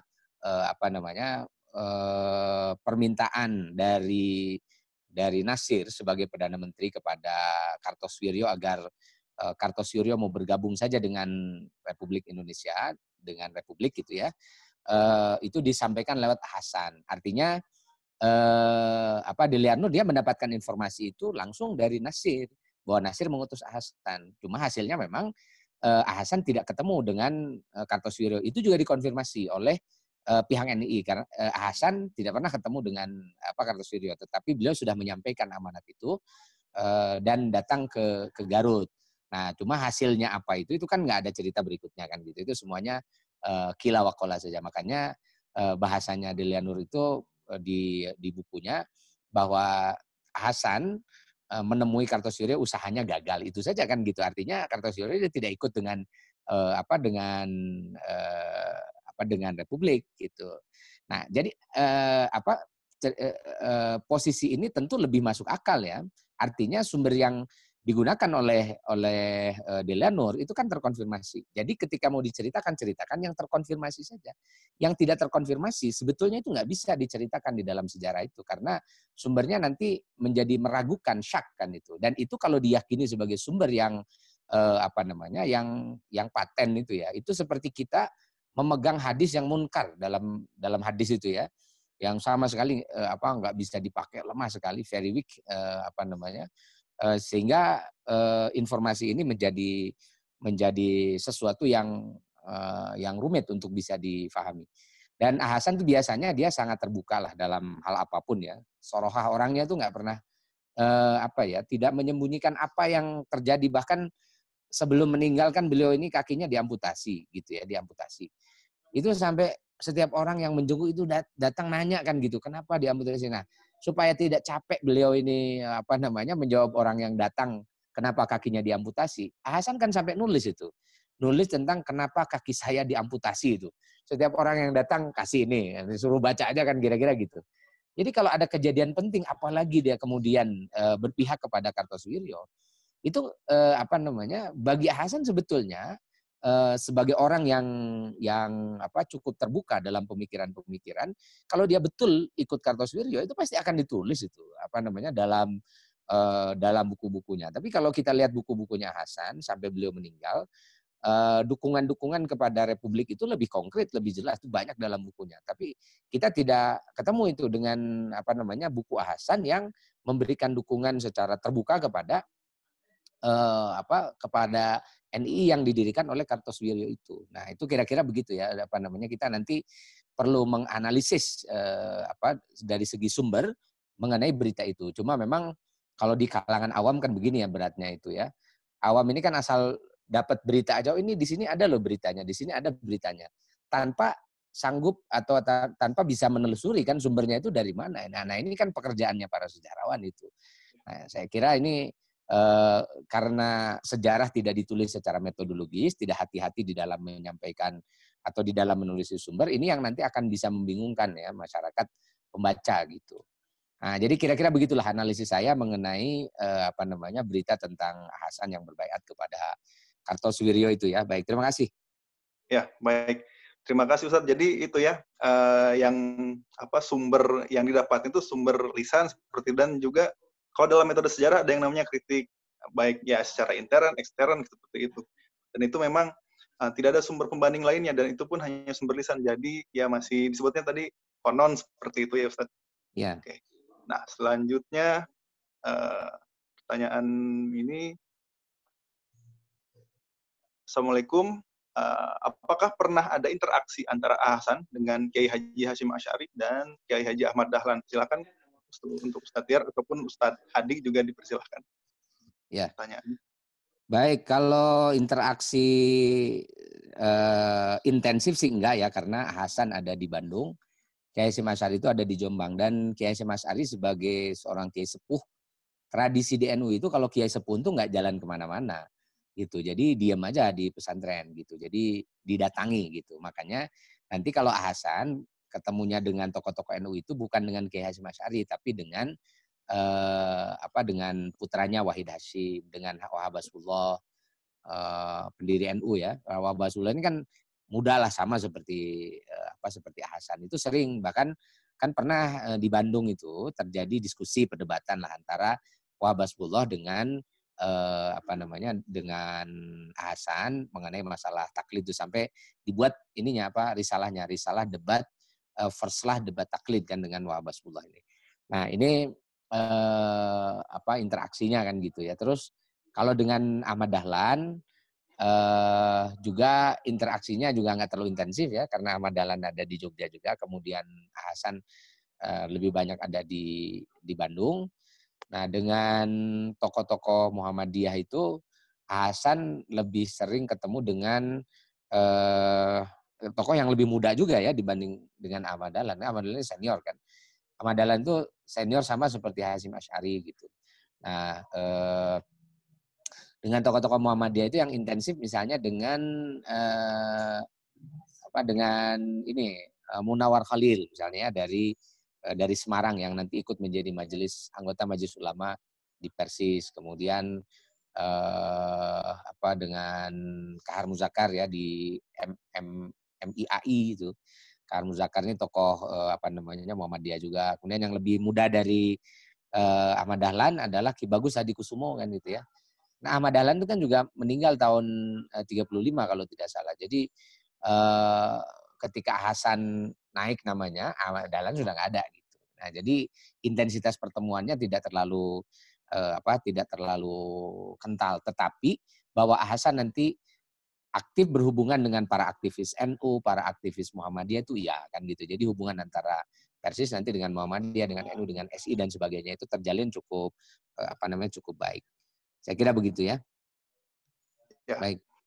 Ya, seperti itu untuk tadi pertanyaan dari Kang Faisal tadi ya, seperti itu. Oke. Lanjut pertanyaan selanjutnya Ustadz ya. Ini nanti silakan Ustadz Hadi, Ustadz Tiar bisa langsung menjawab saja atau menambahkan satu sama lain seperti itu. Nah, ini yang selanjutnya pertanyaan ketiga, izin bertanya, apakah ada perbedaan antara pesantren Persis di Bangil dengan pesantren Persis lainnya dalam hal kurikulum pendidikan?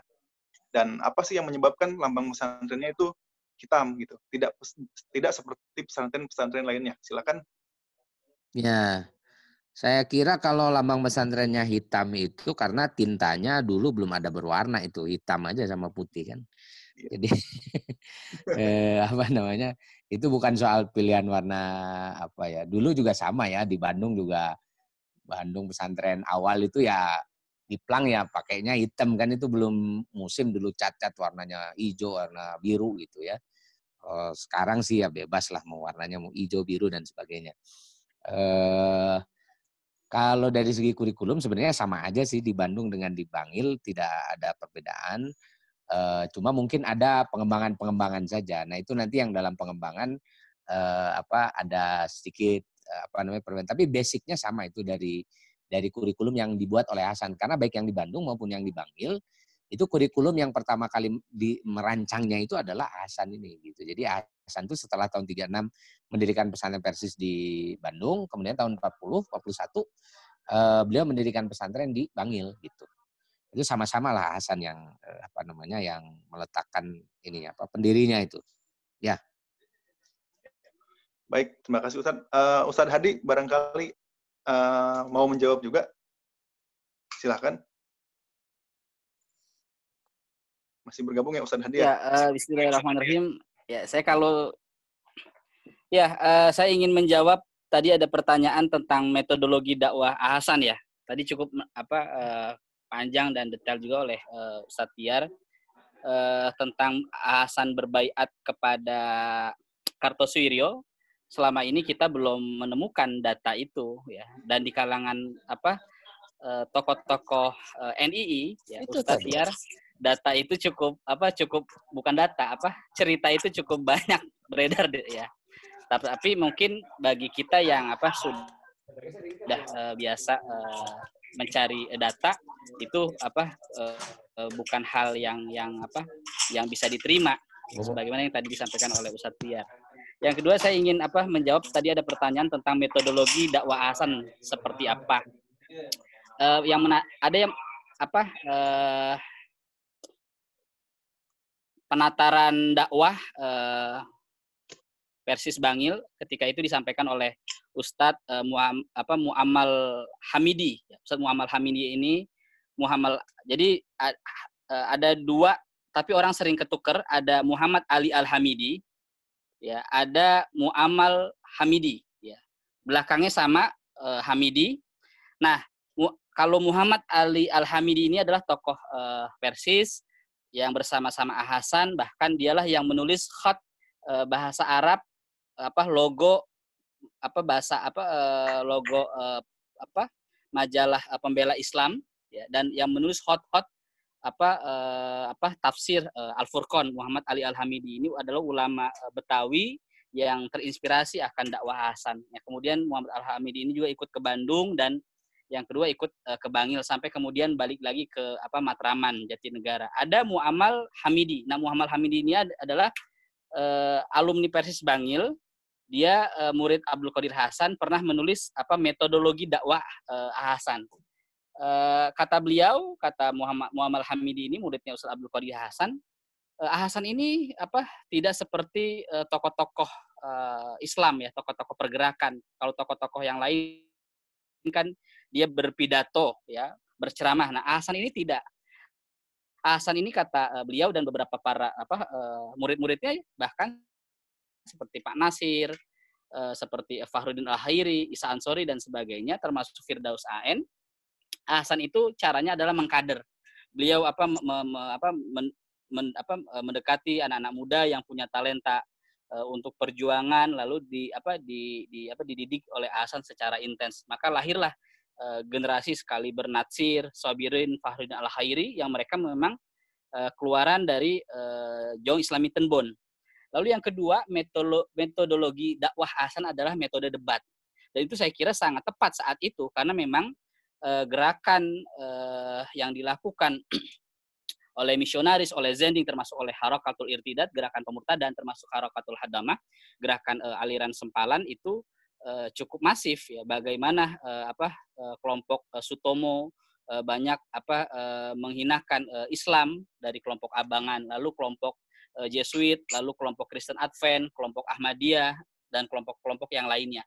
Nah, Hasan saat itu menjadi front, ya, terdepan, ya, ulama yang juru bicara, kalau bahasa Ustadz Tiar selalu menyampaikan juru bicara front pembelaan Islam yang ketika itu dalam wadah gerakan pembela Islam. Setiap perdebatan Hasan selalu tidak pernah absen. Bahkan Hasan lah yang menanggung itu. Nah, tetapi hujah yang disampaikan oleh Hasan bukanlah hujah bukan hanya dengan Quran, bukan hanya dengan hadis saja. Misalkan ketika Hasan berdebat dengan Ahmadiyah, ya, Hasan bagaimana menyampaikan dengan data hujah yang dikemukakan oleh kelompok Ahmadiyah. Bagaimana Hasan dengan fasihnya membuka kitab Tazkirah, bagaimana Hasan fasihnya membuka kitab Ahmadiyah seperti Hakikatul Wahyu. Lalu juga bagaimana Hasan berdebat dengan kelompok-kelompok Kristen. Dan itulah kemudian sampai Hasan menulis buku Bibel lawan Bibel. Ya, jadi metodologi jidal, ya. Ud'u ila sabili rabbika bil hikmah wa mau'izatil hasanah wa jadilhum billati ahsan. Ajaklah mereka ke jalan Allah dengan 3 cara. Yang pertama hikmah itu dengan hujah, dengan dalil. Lalu yang kedua dengan mau'izah, dengan tutur kata, bijaksana. Dan kalau tidak adalah wajadilhum billati ahsan, debat mereka dengan cara yang baik. Nah, bahkan ketika Hasan berdebat dengan kelompok nasionalis sekuler yang saat itu diwakili oleh Bung Karno dari kelompok PNI yang mengasuh koran Pikiran Rakyat, Bagaimana Bung Karno berdebat tentang masalah Islam dan kebangsaan dengan Hasan, dengan Natsir, ya kan. Terjadi polemik yang sangat tajam dan luar biasa.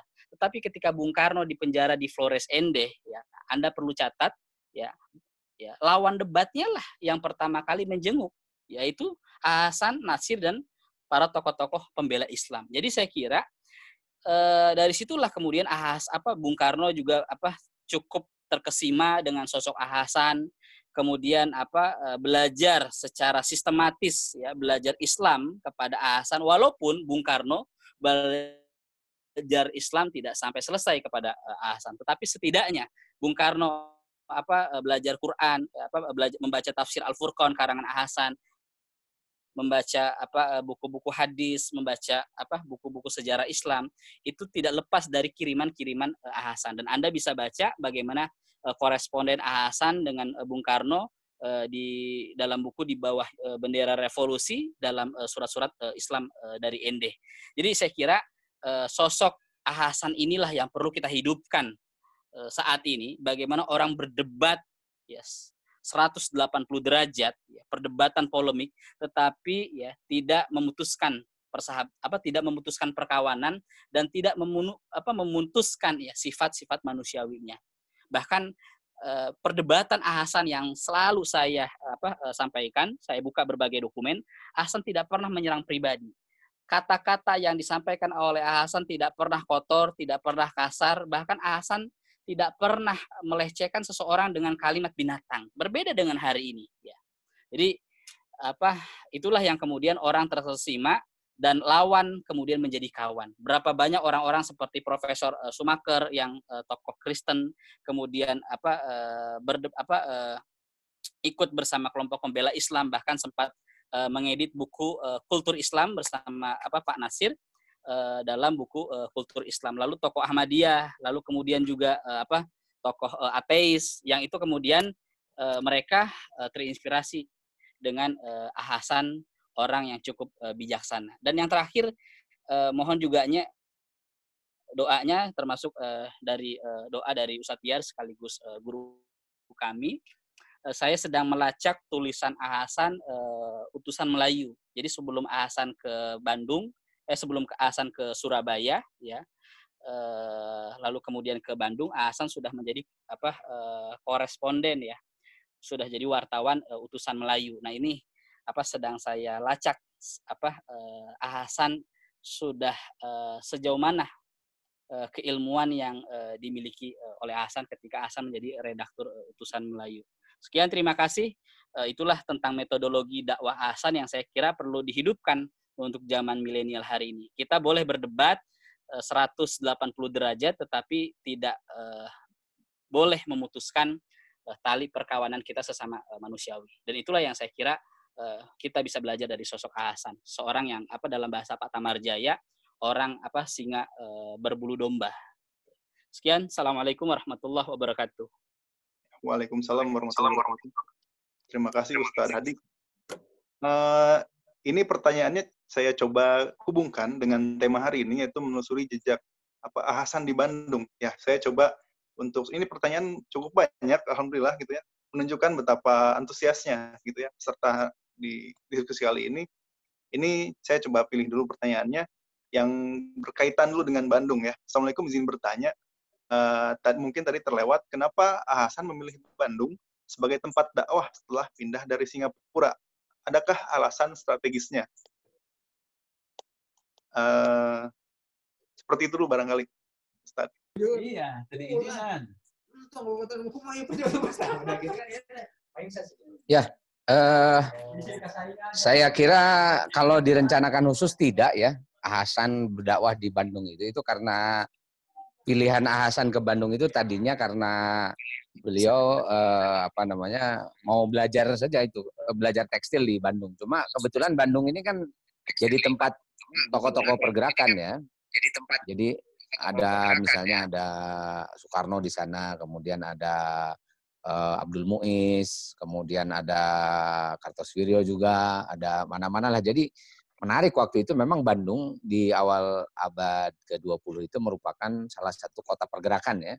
Karena Jakarta kan banyak dikuasai oleh kolonial, sehingga tokoh-tokoh pergerakan banyak bergeser itu ke Bandung ya. Jadi Bandung menjadi tempat yang cukup nyaman ya untuk tumbuhnya pergerakan-pergerakan Islam di sini. Nah, sehingga ini satu kebetulan yang yang sudah diskenariokan oleh Allah Subhanahu wa taala saja begitu ya, bahwa Hasan karena tadinya dengan motif ekonomi datang ke Bandung, tapi ternyata beliau menemukan Lebensraum, menemukan ruang ya untuk berekspresi, sehingga jadilah Hasan seperti yang kita saksikan. Nah, kira-kira begitu ya. Baik. Saya kira itu beberapa pertanyaan sudah saya jawab secara di chat ya. Baik. Ya, Ustadz. Nah, kita beralih ke pertanyaan yang lain. Sampai jam berapa ini? Sampai kurang lebih ada sampai 7 menit 10 lagi, kan Ustadz. udah ini. 7 menit lagi, Ustadz. Nanti jadi biar saya baca aja secara acak ya yang saya tanya, yang saya baca nanti saya jawab ya, biar cepat ini. Ya, boleh, Ustadz. Kenapa Hasan memutuskan beliau itu tidak memindahkan pusat Persis ke Bangil, tapi beliau pindah ke Bangil dan di Bangil mendirikan pesantren Persis gitu. Jadi itu yang dilakukan oleh Hasan. Persisnya tetap di Bandung dan dengan berpindahnya Hasan ke Bangil karena alasannya macam-macam lah, itu intinya adalah diminta keluarga untuk kembali ke Surabaya mula-mula, tapi di Surabaya kemudian disediakan tanah kan di Bangil ya. Dan itu yang menyebabkan Hasan kemudian pindah ke Bangil. Karena Hasan bukan orang Bandung, makanya pindah ke Bangil mudah aja. Dan keluarga Hasan memang lebih banyak ada di Jawa Timur, di Banyuwangi. Ibu beliau kan walaupun turunan India tapi dari Banyuwangi juga. Ya, baik. Sebentar ya. Silakan dilanjut dulu, Mas Adi. Ya. Nah, ini Ustadz ya, ideologi seperti apa sih yang dibawa Persis gitu ya sebelum Hasan ada di Bandung, dan ketika Hasan masuk itu ideologi apa sih yang coba dikomparasikan sehingga menjadi murni ideologi Persis sampai hari ini? Ini mungkin yang belum dijawab, Ustadz ya.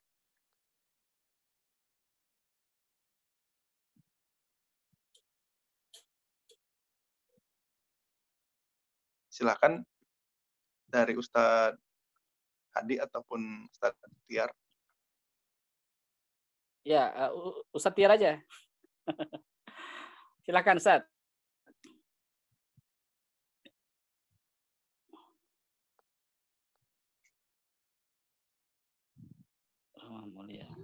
Ya, sip. Ya, baik. Mohon maaf ya, barusan ini ada gangguan sebentar. Ya, jadi saya baca dulu ini pertanyaannya. Tadi apa lagi ya? Tadi sudah saya jawab ya soal pindah dari Bandung ke Bangil.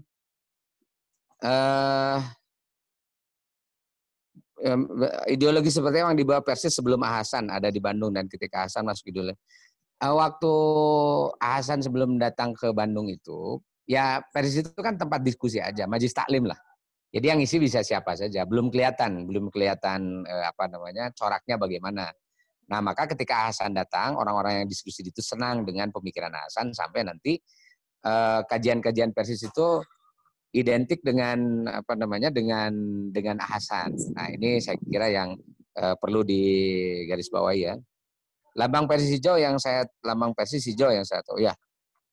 Ya, hijau dan kuning lah warnanya. Apa yang menurut Bapak menarik dari pemikiran Hasan dengan tokoh lain di masanya? Hasan itu menuliskan gagasan apa yang disebut dengan pemikiran modern atau Islam yang modern. Jadi itu yang menarik dari Hasan. Ya, walaupun tokoh modernis ini bukan cuma Hasan, banyak ya. Sebelum Hasan itu ada Haji Rasul, ayahnya Hamka. Ada tokoh-tokoh di Sumatera Barat itu lebih dahulu dibandingkan dengan Hasan membawa pemikiran modernis atau pembaharuan dan dalam dalam Islam ini. Cuma kekurangan mereka itu tidak menuliskannya gitu. Jadi orang kalau mau baca gimana sih pemikirannya ayahnya Hamka misalnya gitu. Itu kan ayahnya Hamka nggak nulis banyak gitu, hanya nulis beberapa buku yang tidak terlalu jelas mengenai pemikirannya. Nah, maka ketika Hasan tampil, nah kebiasaan Hasan menulis dan menerbitkan majalah itulah yang kemudian menjadi distingsi yang membedakan antara Hasan dengan dengan tokoh lain itu, karena beliau menulis Ahmad Dahlan itu tokoh pembaru, tapi kita tidak menemukan tulisannya Ahmad Dahlan. Cokro Aminoto juga sama ya, tokoh pembaru juga di Indonesia, tapi tulisannya Cokro Aminoto tidak banyak tentang pemikiran-pemikiran Islam itu. Yang banyak itu ya Hasan itu. Maka siapapun yang mau meneliti pemikiran pembaharuan pada awal abad 20, maka kita tidak bisa lepas dari dari sosok Hasan itu. Nah, itulah bedanya Hasan. Tapi kalau pemikiran sih banyak yang sama dengan Hasan itu. Apa saja gerakan yang dilakukan oleh Hasan dalam mendakwahkan Islam? Apakah condong ke NU atau Muhammadiyah atau memiliki dinamika sebagaimana dinamika konsep tasawuf? Ini menjadi menjadi satu kekhasan lain ya. Hasan itu ya kalau dimirip-miripkan ya lebih mirip Muhammadiyah lah. Ya karena persis itu dengan Muhammadiyah satu akar secara pemikiran itu. Bertanya apakah Hasan menjadi salah satu perwakilan ulama Nusantara untuk Kongres Khilafah di Mesir? Oh tidak. Hasan tidak pernah menjadi utusan dalam hal ini. Ini utusan Khilafah itu biasanya kalau nggak dari SI itu dari Muhammadiyah. Kemudian Hasan belajar akidah Asy'ariyah Maturidiyah. Jadi kalau menurut ini ya, menurut Al-Baghdadi yang disebut dengan Ahlus Sunnah itu adalah mereka yang sumber pemikirannya baik dalam akidah atau dalam hal lain itu adalah salah satunya sunnah ya. Sunnah Nabi Muhammad Shallallahu Alaihi Wasallam atau hadis-hadis Nabi, dan itu dipegang oleh ahlul hadis seperti Imam Ahmad bin Hambal, kemudian seperti beberapa yang lain juga. Kemudian juga yang sumbernya juga pada sunnah juga itu adalah Asy'ariyah Maturidiyah. Cuma nanti agak sedikit perbedaan dalam metodologi dan pendekatan, maka kemudian ada perbedaan-perbedaan. Tapi secara umum masih kategorinya Ahlus Sunnah. Bu Nurjani sudah saya jawab ya di chat. Kemudian Pak Muhammad Raihan Daulay. Ya, baik. Apakah sezaman antara Abdul Rauf Singkili, Abdul Daud Fatim Muhammad Yusuf Makassar, Haji Miskin Sumatera Barat Indonesia? Abdul Rauf Singkil lebih dahulu ya dibanding dengan Haji Miskin di Sumatera Barat. Kemudian Yusuf Makassar juga setahu saya itu lebih dahulu juga dibanding dengan Haji Miskin. Haji Miskin, Haji Rasul ya. Itu di akhir abad ke-19, sementara Yusuf Makassar kayaknya agak agak lebih belakangan ya. Kemudian begitu juga dengan Daud Patoni itu lebih, nah itu Daud Patoni, Yusuf Makassar itu kira-kira sejaman. Abdul Rauf Singkil itu lebih lama lagi. Izin bertanya apakah kitab tafsir beliau terdokumentasi atau mungkin sudah ada buku tafsirnya Hasan itu namanya Al-Furqan. Nah, dulu sempat diterbitkan oleh beberapa penerbit ya, ada Bangil, ada Pusat Progresif, kemudian sempat direvisi menggunakan ejaan bahasa Indonesia yang disempurnakan oleh cucunya beliau ya, di Universitas Al-Azhar di Indonesia. Nah, cucunya ini dulu pernah jadi menteri di zaman Habibie, namanya Profesor Zuhal Abdul Qadir. Sekarang kelihatannya masih ada yang pustaka progresif itu kalau masih ada dijual di toko buku, tapi kelihatannya sudah sedikit, dan insya Allah nanti Persis Press akan menerbitkan kembali buku tafsirnya Hasan ini, tafsir Al-Furqan. Nah, insya Allah ya, dan mohon doanya. Ya. Pembahasan sangat menarik. Pertanyaan satu ini ada bagaimana sih kehidupan beragama di Bandung ketika Hasan itu di Bandung, dan utamanya bagaimana umat Islam di Bandung itu? Kehidupan beragama di Bandung. Ya, kalau secara pemikiran keagamaan ya sama saja ya di Indonesia, di mana-mana pada umumnya mereka bermadhab Syafi'i, kemudian berakidah Asy'ariyah Maturidiyah secara mazhab ya. Dan tradisi-tradisi seperti Maulidan, kemudian ya semacam itu tuh biasa hidup juga di di masyarakat di Bandung itu. Makanya ketika tampil Hasan, kemudian Hasan ini dari segi akidah beliau masih ajarkan itu Asy'ariyah Maturidiyah, tapi terbuka dengan pemikiran lain, misalnya pemikiran Ibnu Taimiyah, pemikirannya Muhammad bin Abdul Wahhab, pemikirannya Muhammad Abduh itu diterima juga oleh Hasan. Nah, ini yang kemudian agak sedikit agak sedikit menimbulkan perhatian lah gitu ya, perhatian dari masyarakat di sekitarnya gitu. Baik, pembahasan sangat menarik. Walaupun saya cicit Hasan, saya nggak tahu sedetil ini. Masya Allah, Ustaz ditunggu pembahasan berikutnya. Baik, kalau ini Fatihah Fakhitoh, ini dari Bangil mungkin ya, atau dari Surabaya ini, cicitnya Hasan. Assalamualaikum, mohon maaf Ustaz, saya belum pernah mendengar ibunya Hasan dari Banyuwangi. Saya pernah dengar pernikahan orang tuanya di Surabaya, hanya itu apakah benar dari Banyuwangi, bukannya keturunan India Tamil dari Singapura. Jadi gini, kalau soal pernikahannya ini, itu ada di bukunya Delia Nur ya tentang Hasan. Jadi ibunya Hasan itu turunan India juga, cuma lahirnya di Banyuwangi gitu. Dan mungkin ya Banyuwangi waktu itu disebut Surabaya juga ya karena ya daerah timur, Jawa Timur. Tapi dari Banyuwangi ini ibunya itu juga dicatat nanti oleh oleh Pak Syafiq Mugni di bukunya Hasan Bandung itu tentang ibunya Hasan. Jadi ibunya Hasan ini sama-sama turunan India gitu, cuma menikah dengan ayahnya yang juga turunan India, yang orang Singapura gitu, dan kemudian mereka tinggal di Singapura dan menikah dengan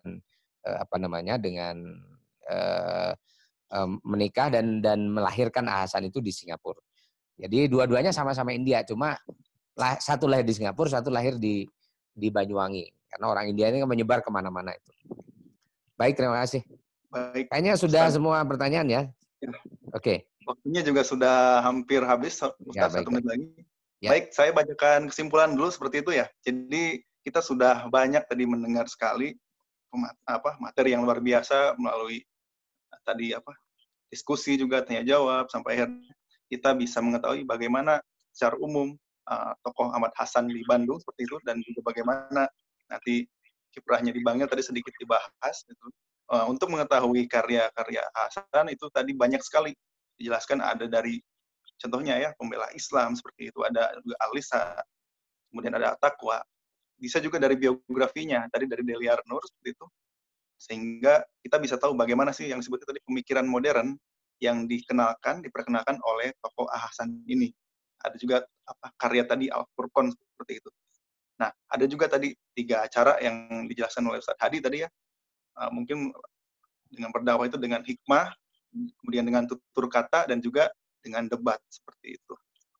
Ya, alhamdulillah diskusi hari ini berjalan sangat menarik. Kita dihadiri oleh banyak peserta dan pertanyaan-pertanyaan yang masuk juga mudah-mudahan bisa terjawab. Barangkali itu saya ucapkan terima kasih untuk kedua narasumber, Ustadz Dr. Tiar Anwan Bahtiar, terima kasih banyak Ustadz, dan juga Ustadz Hadi Nur Ramadan atas waktu dan kesempatannya. Mudah-mudahan diskusi kali ini bermanfaat dan peserta juga bisa mendapatkan ilmu yang bermanfaat dan bisa mengupgrade-nya seperti itu. Mudah-mudahan di tengah pandemi ini juga kita selalu berdoa, mudah-mudahan kita bisa dipertemukan di hari berikutnya, dan mudah-mudahan kita diberikan kesehatan seperti itu. Terima kasih untuk narasumber dan juga untuk peserta, mudah-mudahan bermanfaat dan bisa mendapatkan hikmah dari ini. Baik, saya Nur Hadi Pratomo sebagai moderator, terima kasih. Kita tutup diskusi hari ini dengan ucapan hamdalah, alhamdulillahirabbil alamin, dan istighfar, astagfirullahaladzim, dan doa akhir majelis. Baik. Ya. Sekian diskusi kali ini, acara yang diselenggarakan oleh Sri dan juga Pawang Buku tadi, dan juga Heritage Bandung. Mudah-mudahan bermanfaat. Terima kasih. Wassalamualaikum warahmatullahi wabarakatuh. Terima kasih Ustaz dan peserta. Waalaikumsalam warahmatullahi wabarakatuh.